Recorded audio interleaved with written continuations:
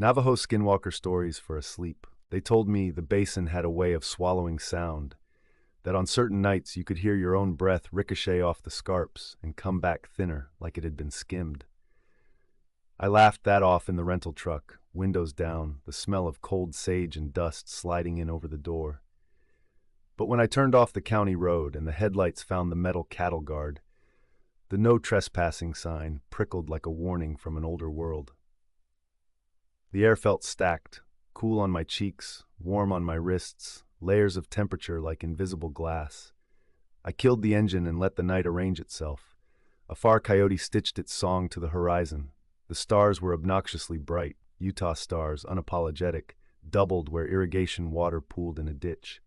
The fence wire sighed in the breeze. Somewhere a heavy thing shifted once, then settled. I told myself it was a cow. I was here with permission. With a laminated badge clipped to my flannel. With a letter that used words like document, observe, and non-invasive. There was a small outbuilding I was allowed to use, cinder block, a door that stuck, a cot with a blanket that smelled faintly of hot plastic.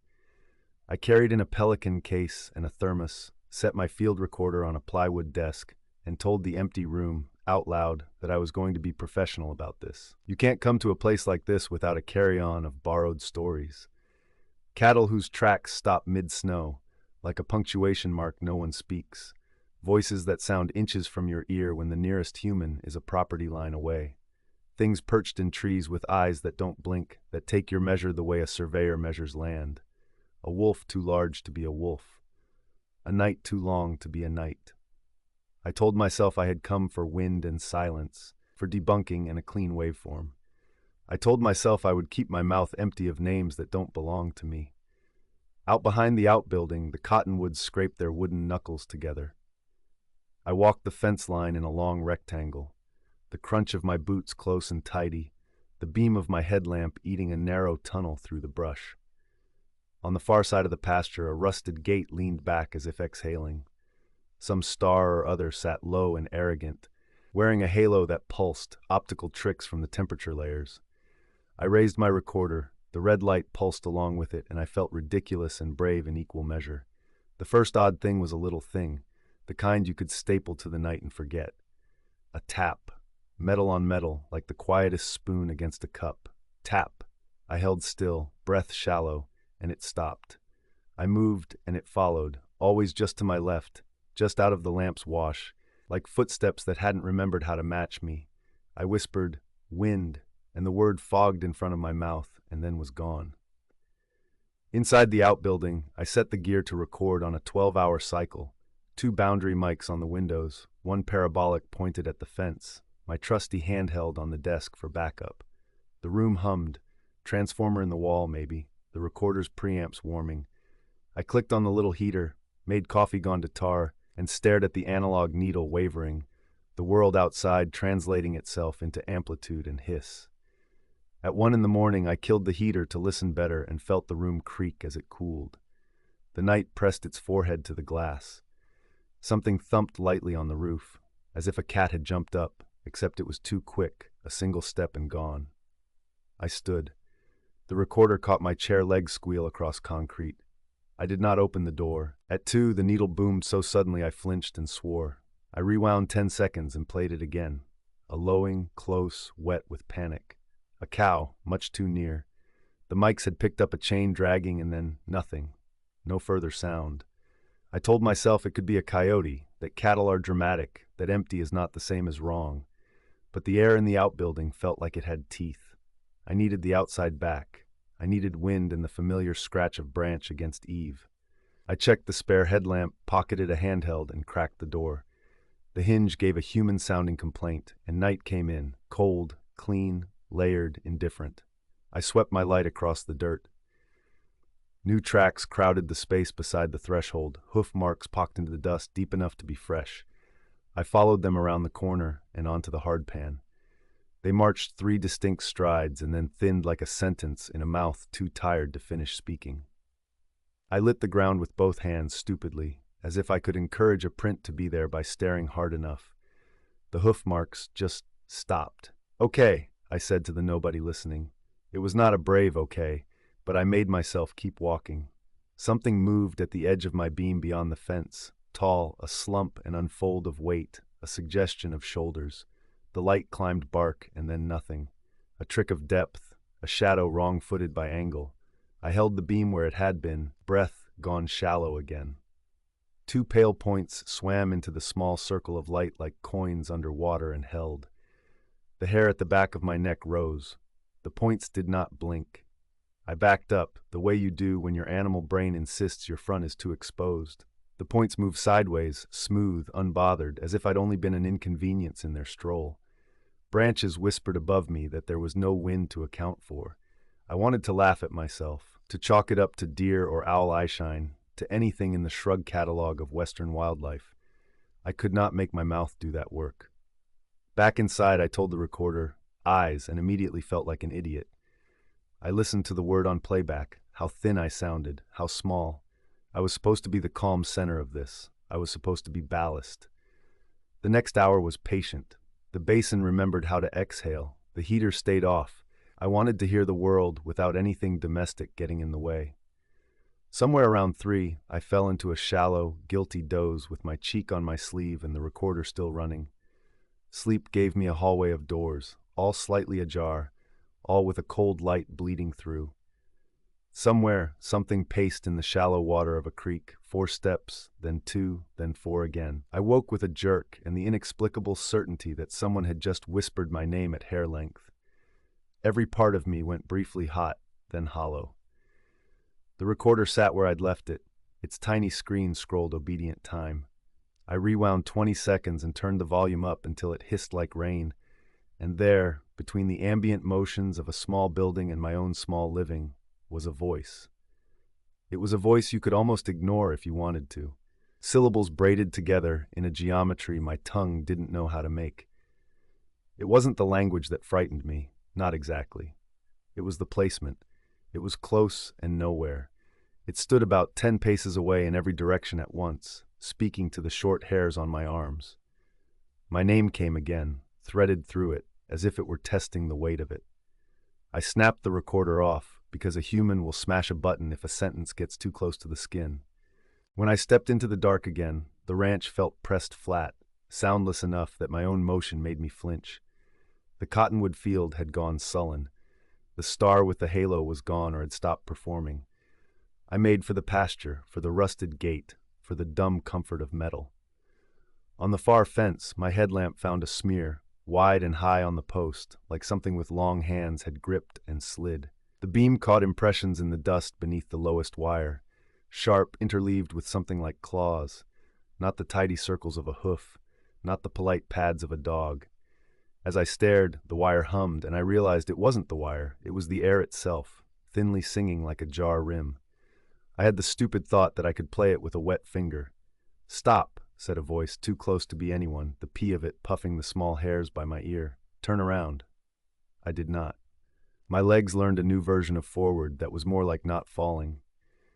The beam licked at brush and post and an empty length of fence, and I almost slammed into the tree before the bark explained itself under my hands, rough and ridged. I tilted the light up. The beam found a shape in the crook of 2 branches that had not been there the last time I'd looked. That much my body knew as fact. It was not a person in the way people are arranged. It was everything lightly wrong. Too still, too long, too patient. I did not see its face. I saw its eyes reflecting my lamp and not my lamp, and they did not blink. My hands did something small and practical. They lifted the recorder I had not realized I'd brought and clicked it on, because I am an animal that believes in the testimony of tape.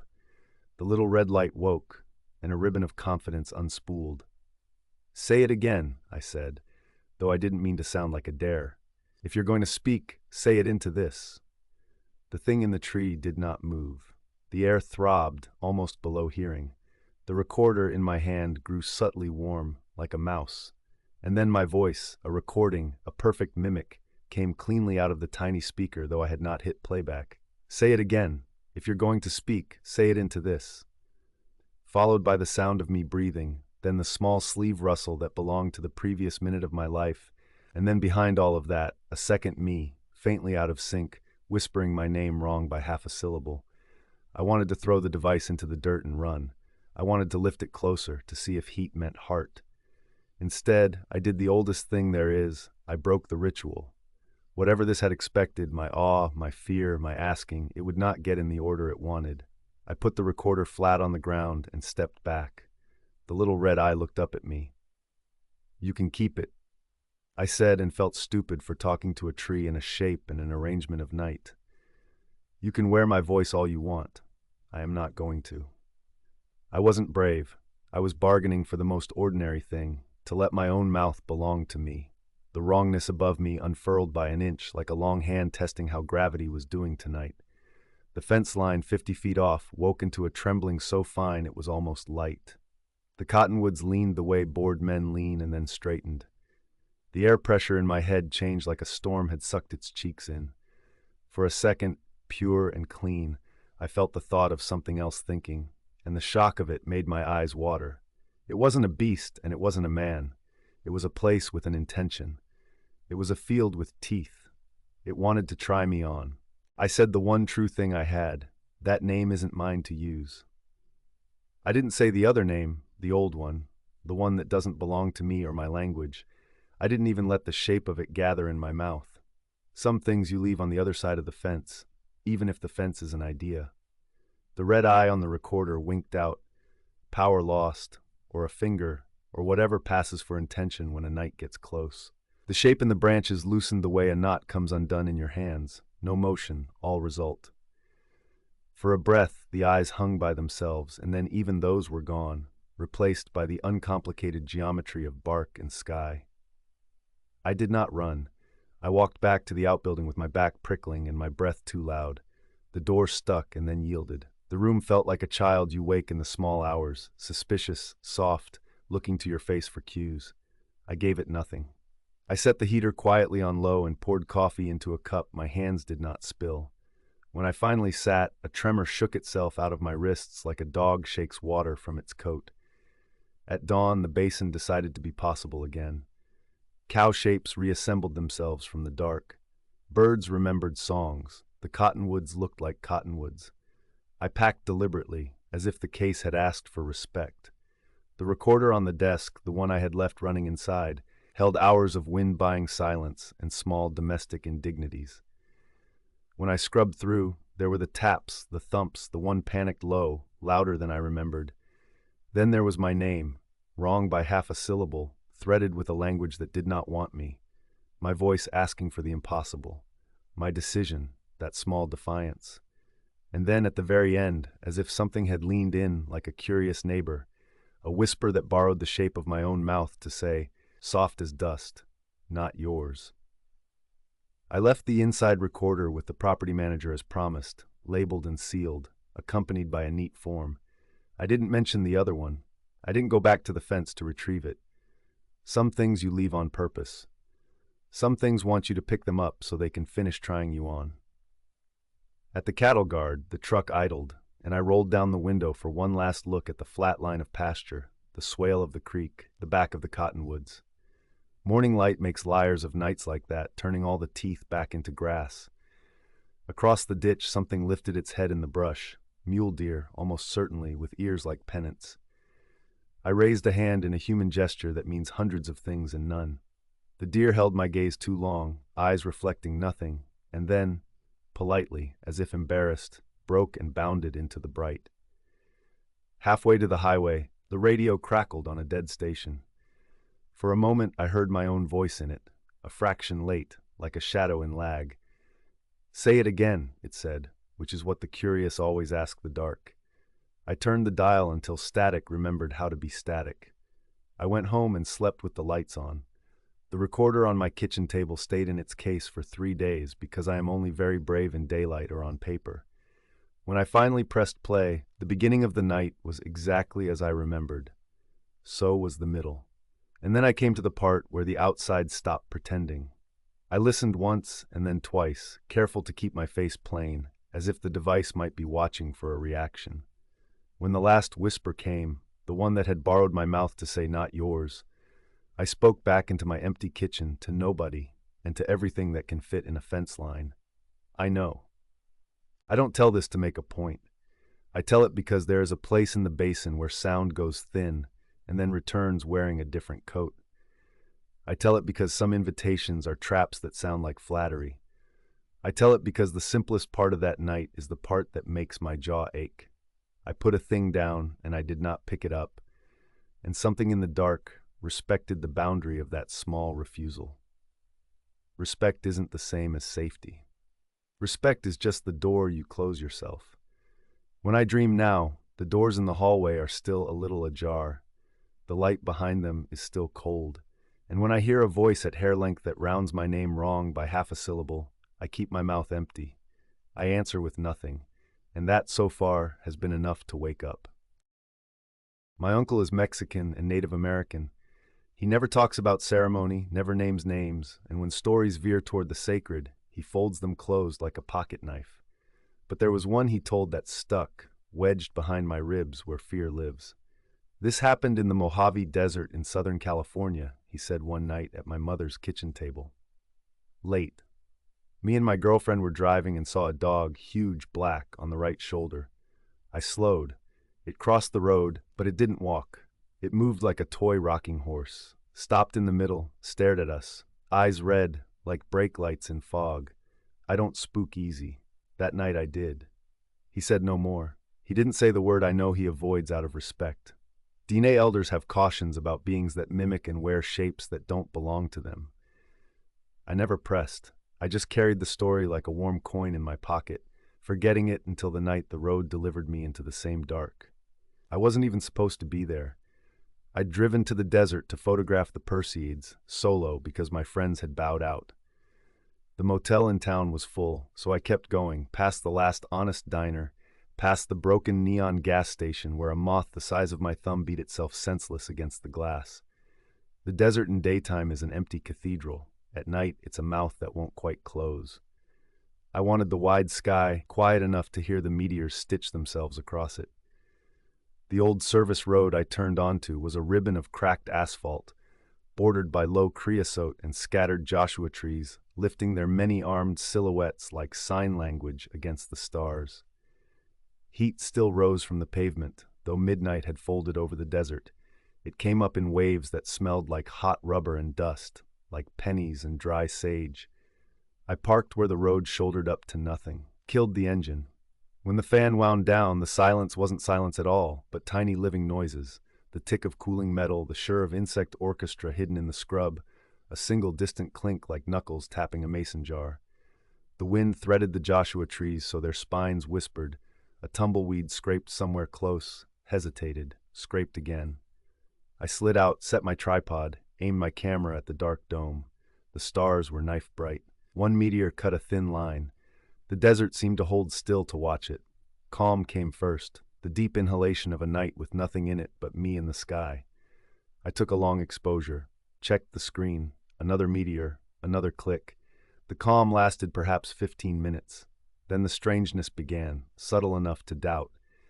It started with the smell, not the hot metal and creosote I had accepted as the night's perfume, but something wet edged its way under it, like old copper pennies sucked on too long, like a coin taste. A dampness that had no business being in air this dry. I swallowed and it lingered on my tongue, metallic. Then the radio in the car flickered to life on its own. Not music, just static, a soft river rush. I looked over my shoulder. The dashboard glowed faintly, though my keys were in my pocket. As I watched, the static seemed to corrugate into something like breath. Then rhythm. You can think you're hearing words in static when you're lonely. I told myself that. A shadow moved beyond the car. I looked up too late to see its shape. All I caught was a darker dark sliding across the darker desert. Something the height of my hood, maybe, or maybe taller. My eyes were still adjusting. I panned my headlamp. The light pushed against scrub and bone-white rock and came back with nothing but emptiness. The wind died, not gradually, like a hand turning a dial to zero. Now I could hear the tapping again, not random. 3 taps, pause. 3 taps, pause. Glass. I pivoted in a slow circle. There was no glass out there except my own windows and my camera lens. The taps came again, a little closer. The kind of precise, percussive sound you mostly hear from the other side of a window when a polite stranger wants you to look. Hello? The word exited my throat smaller than it had been in my mind. It went nowhere and came back thinner. The radio rolled through a wash of noise and steadied on a voice that was not a voice so much as a suggestion of one, syllables refusing to resolve. It had my uncle's cadence, as if someone had heard him speak once and tried to carry his rhythm inside their own mouth. "Mio," it said, wrong by a half tone. "You out there?" I told myself I was picking up a weird AM skip. The desert plays with signals. That was a thing I'd read somewhere, wasn't it? My headlamp stuttered and then steadied. When the beam swung across the road, my breath jammed behind my teeth. A shape stood at the edge of the asphalt, canine, oversized, its fur so black it refused the light. It didn't crouch or tense like a dog. It held itself like a prop set down by someone who didn't know how to make it seem comfortable. It turned its head toward me, and the eyes caught the headlamp and answered with a dull red glow, not the green-white shine of a normal animal. Brake lights and fog. My uncle's phrase arrived in my head like a train hitting a coin on a track. It moved like a toy rocking horse, he'd said. The thing took a step. Not a step. A motion that was almost a step if you'd never seen walking before and were trying to fake it. Its front end rose and tipped forward, and then its back end tagged along a fraction late, as if the joints were connected by hinges set at the wrong angles. The whole body bobbed and dipped in a caricature of motion, a child's rocking horse slopping forward in jerks. The desert went bright and narrow. It was funny for half a second, and then the wrongness made my stomach invert. I backed toward the car but didn't turn my back to it. The camera tripod snagged my shin. I didn't feel it. The dog-shaped thing made another of those puppet steps and stopped in the middle of the road. The radio in my car sighed, and my uncle's voice crawled out of it again, closer, more right than before. "Mijo," it said gently. "Don't run. It can't cross if you don't invite. Come on home." My uncle never calls me Mijo. He calls me by my name, and when he slides Spanish into a sentence, he does it like music, not like someone picking notes with thick fingers. A memory surfaced sharp. Him at the kitchen table, closing his pocket knife. "If you ever see anything, don't give it your name," he'd said to me once, when I was younger. "Don't whistle to it. Don't look for too long. And don't invite." I didn't invite. My hands fumbled with the door handle anyway. Instinct screamed to get inside, to put something between me and the road and lock it. The door came open and the dome light didn't come on. The interior smelled like the metallic damp again, stronger, as if someone had exhaled their breath into the vents for hours. I slid in, eyes still on the thing in the road. It stared through the windshield, and the dull red of its eyes leaked into the glass like oil. The rocking horse motion resumed, forward, forward, a pause with its head tilted in an almost curious way, forward again. The space between us collapsed from football field to living room in 4 jerks. It stopped where my hood began. The grille creaked as if something unseen had put its weight on it. The car settled a little on its shocks. My fingers found the lock button and slammed it. The car's lights flashed in answer, bright white spots burning into the night. In the new light, the wrongness sharpened. The legs were long but bent in ways that made no biological sense, like the costume of a parade animal with 2 people inside, knees and elbows misassigned. The fur was too even, like matte cloth, and where a dog's chest should be, there was a weird flatness, as if something had remembered the outline but not the depth. The radio softened again, and the voice that wasn't my uncle hummed my mother's lullaby off-key. I hadn't heard that tune since I was 8. I tasted blood. I wasn't bleeding. The taste was simply there, insisting. The headlights stuttered once and died. When the dark returned, it was thicker. A felt bag dropped over my head. For a beat, nothing moved. Then the hood dipped deeper. Something else had put weight on my car. I dared a glance at the rearview mirror. For a moment, my own face looked back, and then another, seated in the back seat behind me, a fraction into the dark, just a silhouette with the suggestion of cheekbones and a flat gaze, too reflective. My heart drummed a foolish rabbit's beat. I didn't turn around. My uncle's rules were an inventory in my skull. Don't whistle, don't name, don't invite. And one more he'd offered when he told the rocking horse story. If it looks wrong, trust that. So I trusted that.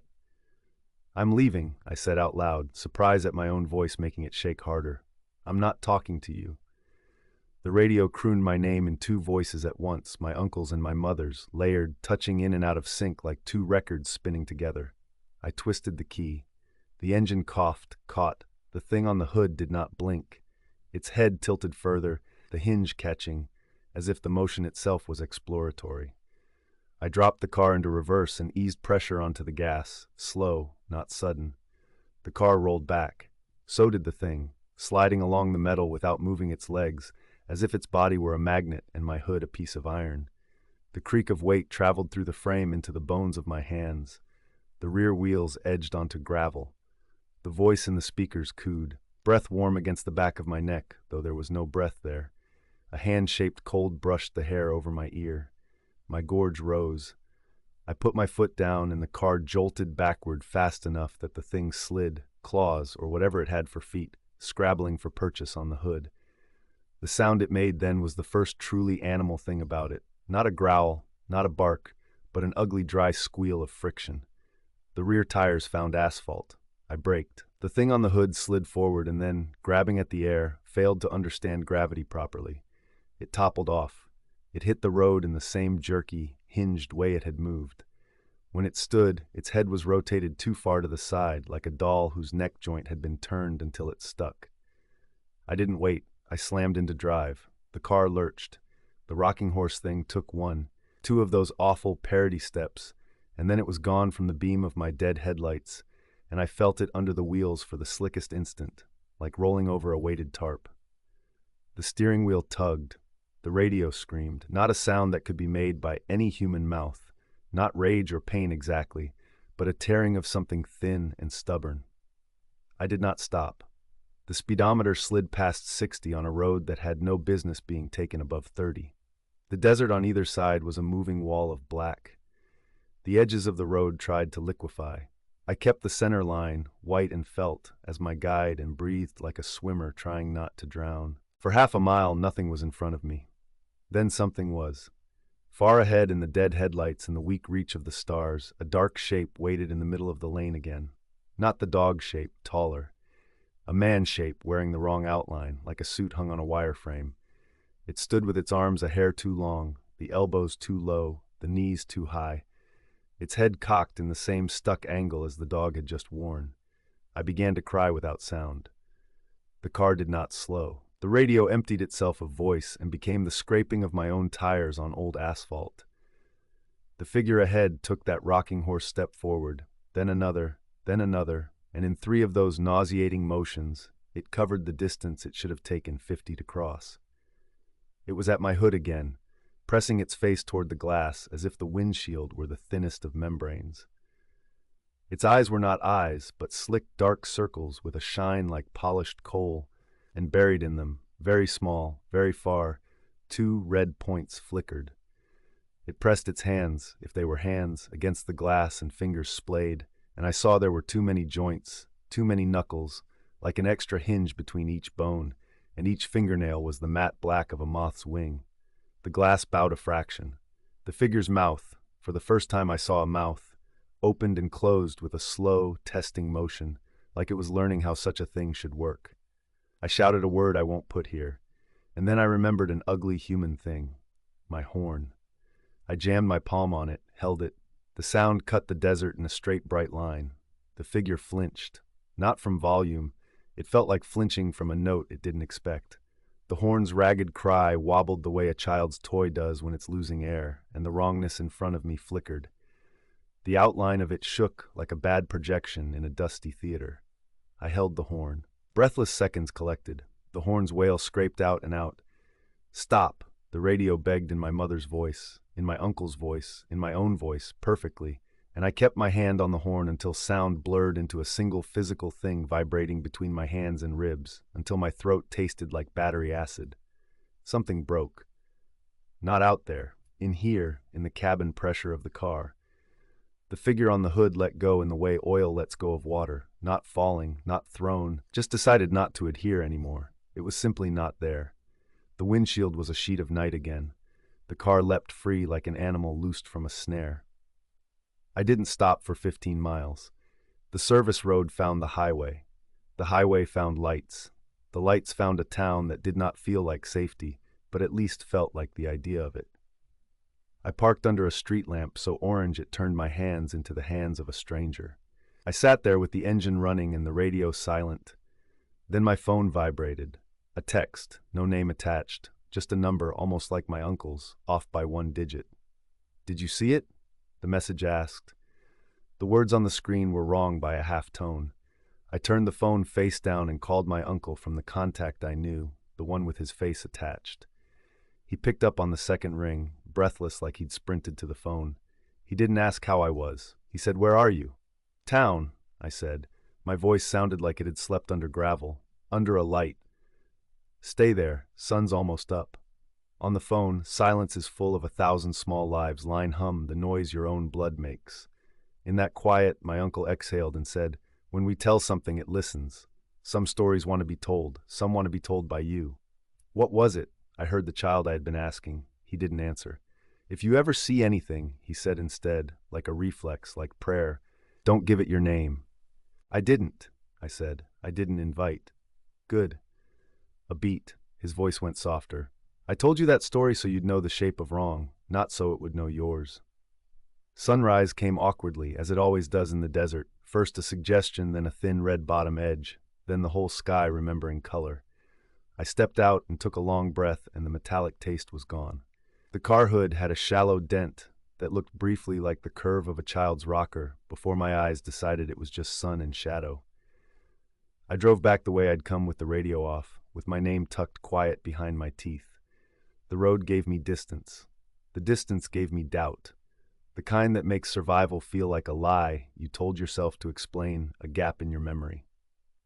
That night when I finally slept, back home, city noises comfortably stupid under the window, I woke to the softest tap against the glass. 3 taps, pause. 3 taps, pause. When I looked, there was nothing. The streetlight painted the road a sick honey color. A stray dog crossed the intersection on stiff legs, bobbing as if the world had too much gravity for it. I told myself it was a trick of tired eyes.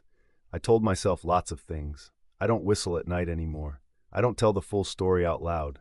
I write it down like this, leaving out names that don't belong to me, leaving out the way it tried to be my uncle, my mother, me. When people ask me if I believe in skinwalkers, I answer the way my uncle does, with silence pressed flat, with a closed hand. I don't pretend to know anything. I just remember the desert and the way the wrong thing moved, like a toy rocking horse, like it had learned walking from an old child's memory, like it wasn't just crossing the road, it was crossing over. And it saw me, and it waved the story inside my own mouth like a flag. I keep my hands on the wheel, my eyes ahead, my name tucked back where voices can't reach it, and I drive, out past the last honest diner, past the busted neon, all the way to where the road turns into a black ribbon pulled taut.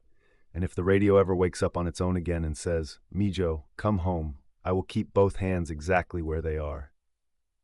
I will not invite. I will not stop. And if something meters out 3 soft taps on my window at a red light, I will let the light change and go. Because some stories listen back, and some roads remember your tires, and the desert has a mouth that won't quite close. I arrived an hour after sunset, the highway already swallowed by the desert's dark, the sky a cold bowl sown with too many stars. The old field station crouched where the county road ended, an adobe rectangle with a tin roof and a porch that sagged as if tired of its own shape. Someone had strung a line of tin charms over the door. They jangled whenever the wind changed direction, a nervous metal shiver, as if the house had teeth and was chattering them. My assignment was simple. 3 nights as a caretaker while the survey team rotated out. Watch the generator, keep the water pump primed, sign for any deliveries. The last tech, a woman named Trina, had left a handwritten note on the kitchen table. "Keep the porch light on. Don't whistle after dark. If you hear your name, pretend you didn't. Close every door you open." I smiled at the list the way you smile at someone else's superstition, polite, not believing. I folded it into my pocket anyway. The desert teaches you humility in small humiliations, sand in your teeth, thirst when you thought you were fine. Better to let other people's rituals hang like tin charms, catching wind that you might not notice until too late. The station smelled like dust, hot wires, and something faintly mineral, drying creek stones after rain. The bedroom had a single bed, the mattress thin as a tongue depressor. In the corner, a tall metal locker from some retired school leaned against the wall, its vents full of grit. The generator thumped behind the house, a slow iron heartbeat. I made tea, listening to the kettle's muted chuff.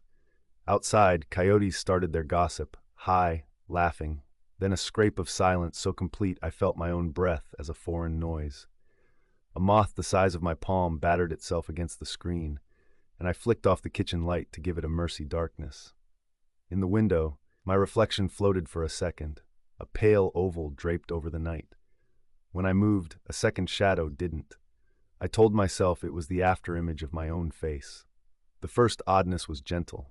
Something shifted on the porch, a creak, a slow wait as if someone sat down to retie their shoe.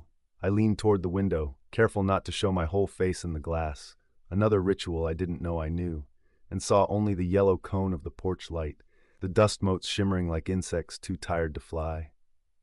"Hello?" I called, immediately thinking of the note in my pocket. "Don't answer your name." I'd answered nothing yet. The porch returned no hello. The tin charms clinked, then fell still. I ate standing up. A can of beans heated in a dented pot, pepper that tasted like pure dry heat, and looked at the list again. The second oddness came while I was washing the pot. A tap on the window above the sink, exactly where my eyes were focused. Not a knock. A tap. Light. Experimenting. The desert rats layer your nerves in silt. It takes more than a tap to move you. I wiped the pot dry and stowed it. The tap came again. I lifted the shade an inch. All I saw was my own dim face, the curve of the porch light's glare, the line of tin charms like a row of little flags. When I let the shade fall, I saw, clearly, fingers. Not from outside, but impressed into the dust on the glass. 5 of them. Small as a child's. Too thin. I stepped back so hard my hip hit the counter. The metal banged like a pan. "Okay," I said aloud, and didn't recognize my own voice. It was the moth. There was no moth. The third oddness did not flirt. It simply placed itself in front of me, like a person sitting across a table, and waited for me to find words. I went to the porch. The screen door was latched. Beyond the sag of the steps, the desert went on forever, yucca like dark hands, cholla spines trying to remember starlight, a wash that cut the land in a soft black seam.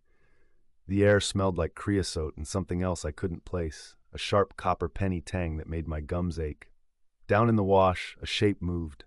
It came up the bank with a patient clambering, not stealthy, not careless, like it did this every night and the night never learned. It had the silhouette of a dog, the long back and heavy shoulders, the head low, the tail a pared-down rope.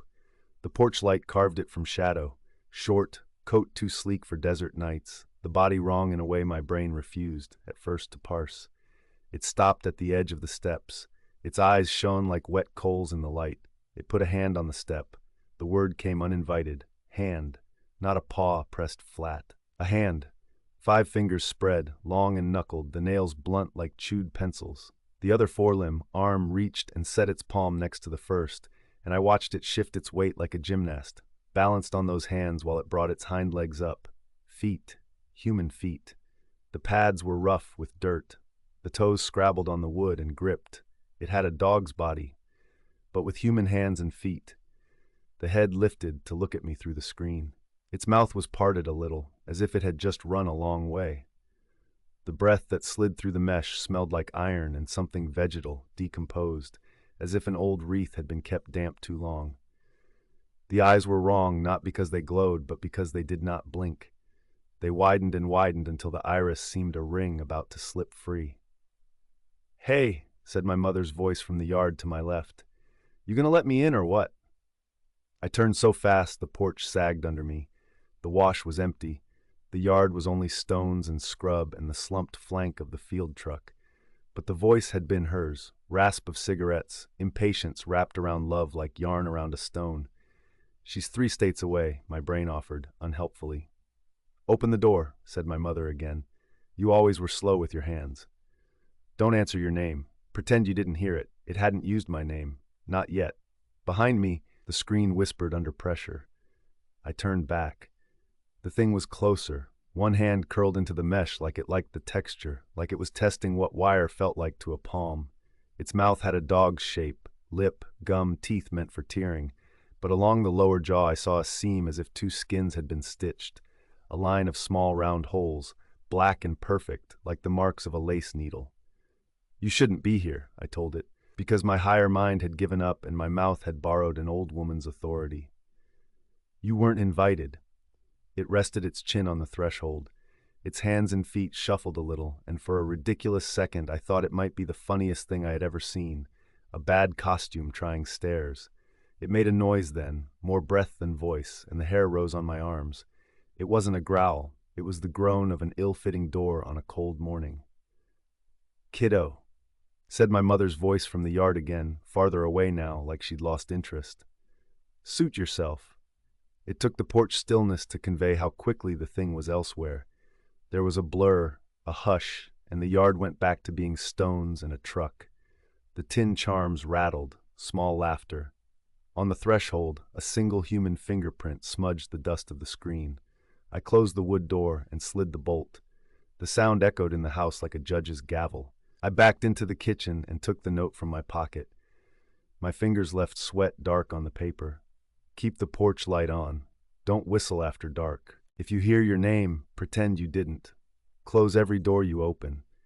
I went and shut every interior door, bathroom, closet, the metal locker in the bedroom that hadn't been opened in years. A useless gesture, maybe, but it steadied my hands to have them do what the list asked. When I pulled the locker's handle, something inside shifted, a weight rolling in a shallow, metallic sound. The door stuck on swollen paint. I leaned my shoulder into it, and it gave. A smell fell out, old cloth and mouse droppings, and a sharp thread of sage.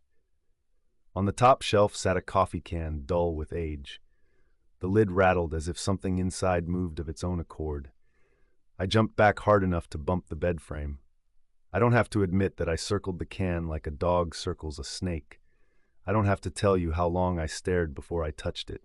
When I finally did, I lifted it with two hands. It was heavier than it should have been. The lid came off with a tin cough. Inside lay hair, a braid, brown laced with gray, bone beads at the end, and coiled around it like a sleeping knight was a strip of something I didn't want to identify at first. Leather, I thought, but it wasn't tanned. It had pores. There were holes punched along the edge, the size of a pencil's ferrule. I put the lid back on. The coffee can went on the shelf.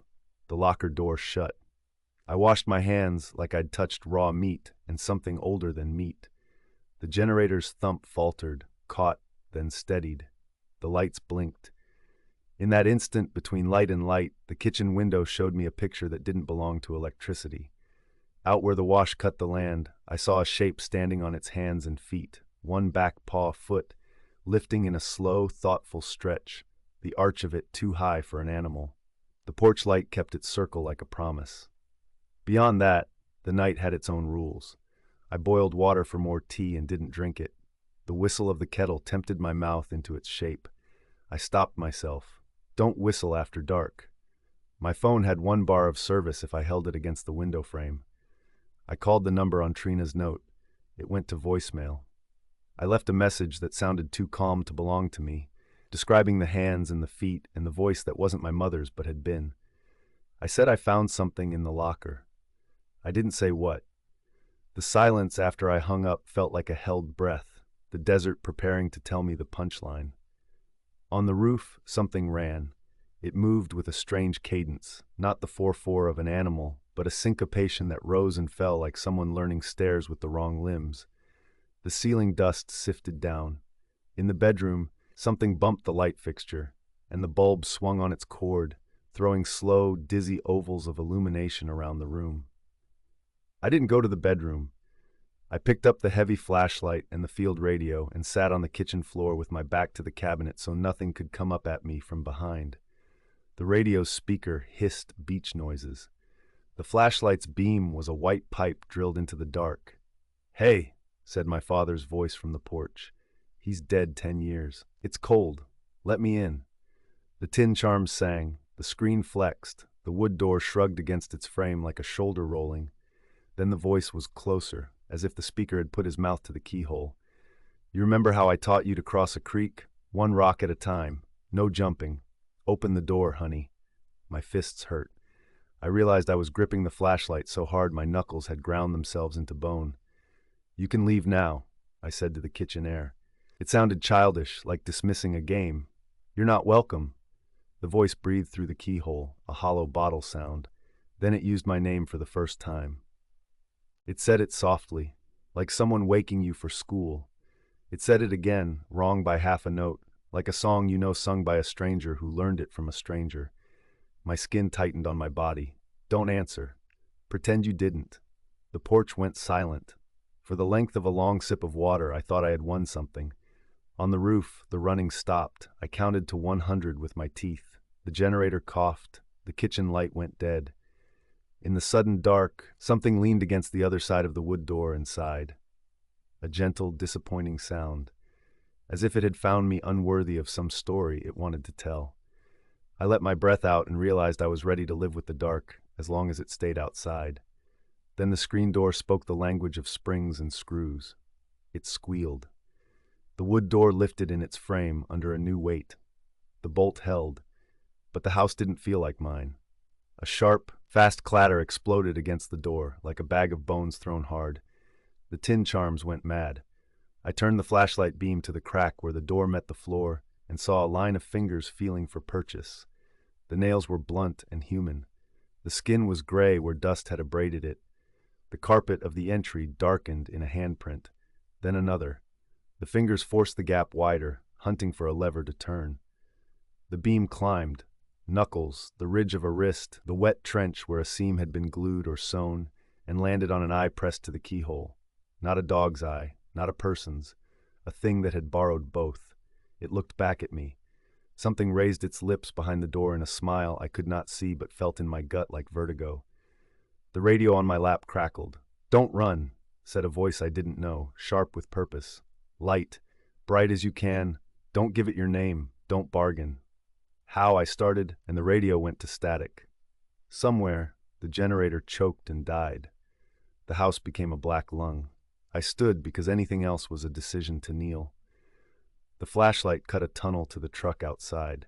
I could make it if the yard stayed a yard and didn't lengthen under me like a bad dream.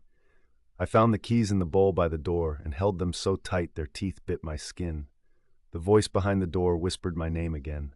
It was excited now. It had learned what I would do and liked it. I grew up around old houses. I know how to move a bolt quiet. I know how to open a stubborn door and keep the noise in your hands and not the hinges. I know how to count to 3 and not believe in 3. I slid the bolt. I twisted the knob. When the door opened, I didn't look at the gap. I looked at the yard. I made the world as small as the truck's door handle. I chose the hard line of the fender, the matte patch where someone had sanded off a rust bloom in a hurry. I let my body learn the distance and go. The thing in the doorway was fast and wrong. It came at me on hands and feet because that's how it knew to be here. Its fingers scratched sound from the porch boards. The beam of the flashlight caught it from the side and painted the seam along its jaw white. When it opened its mouth, light filled it like water. For a second, I saw farther back than a mouth, to where a person's voice had been stitched into a dog's throat, to where memory and hunger had braided themselves. "Not mine," I told it, and stepped forward instead of back. My shoulder hit it. You cannot imagine how solid a thing born of 100 empty nights can be. Its body thumped against the doorframe. The tin charms sliced its ear. It made a sound that was neither dog nor person, and the porch went bright, floodlight bright, for a heartbeat. I'd hit the switch by accident. The porch blew open like a stage. In the glare, the thing flinched hard. Its hands skittered. Its human feet hammered at emptiness. It toppled off the step and landed in a twist of limbs not meant for falling that way. The light made its skin look manufactured, poured and set. It hated it. Truly hated it. The truck door yawned. I dove into the cab and slapped the lock down. The key snagged in the ignition and then found its home. The engine coughed and caught. Headlights cut cones into the wash. In that new geometry, the thing looked thin, as if brightness had burned calories off of it. It dragged itself under the porch, where shadows kept their old rights. I threw the truck into gear and pointed the beams at the gap, washing the understructure with white. A howl that didn't want to be a howl unspooled. Fingers grabbed at dirt and found none. It tried to go left and found the other headlight. It tried to go back and found the tin charms and a door that hated it now in a new way. Not mine, I said again, to it and to the night and to my shaking hands. The thing showed me a trick then. It stood up. It did it in a movement that lasted as long as a blink and as slow as a sunrise, impossible both ways, unfolding from 4 to 2, hands to hips, feet to ground, until it was just a person beneath the porch where light could not insist. I could not see its face. It lifted its head as if to taste the beams on the air. In that silhouette, I recognized the slope of a shoulder I'd known at a kitchen sink, washing coffee mugs, my mother humming off key. "Open the door, kiddo," it said beautifully. "It's only me." I saw then the path it had chosen, the door it wanted not to cross but to open from inside me.